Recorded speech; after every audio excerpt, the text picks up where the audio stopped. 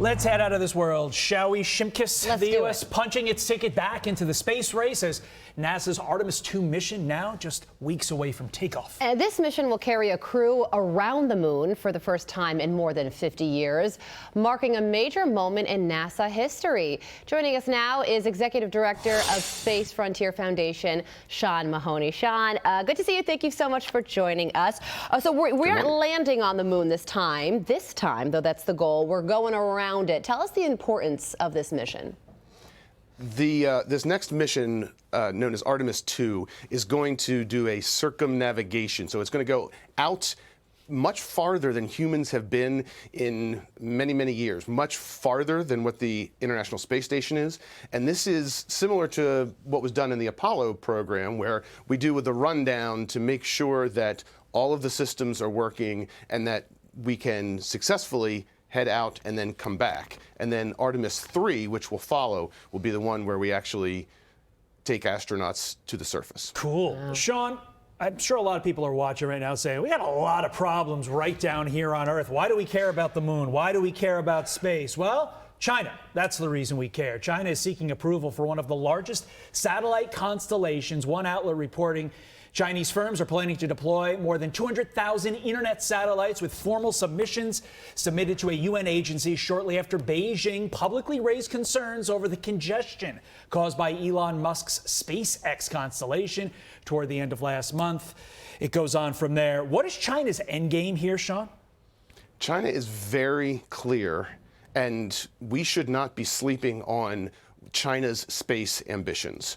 To put it bluntly, they have an aggressive plan to use space not just as a demonstration of national power or for exploration, but to use the strategic landscape of space to the advantage of the Chinese country. And frankly, we should be aware and not miss the fact that they have plans not only for use of low Earth orbit, but also not just to go to the moon, but to have regular, permanent presence on the moon. And that is something that a lot of times folks kind of think, oh, well, they got some idea.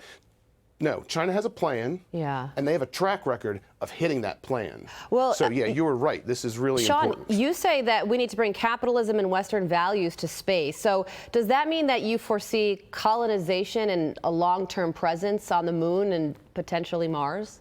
Absolutely. The Space Frontier Foundation is founded under the idea that space is a domain of human endeavor. It's not just nation states and scientists. It is just like any other space that we occupy here on Earth. That same idea should extend beyond. And there is tremendous value that can be harnessed from space to help solve problems right here on Earth. So this is not space just for space sake. It is space for the sake of providing additional benefit. I mean, look at what Starlink is doing, right? Providing internet access across the entire globe.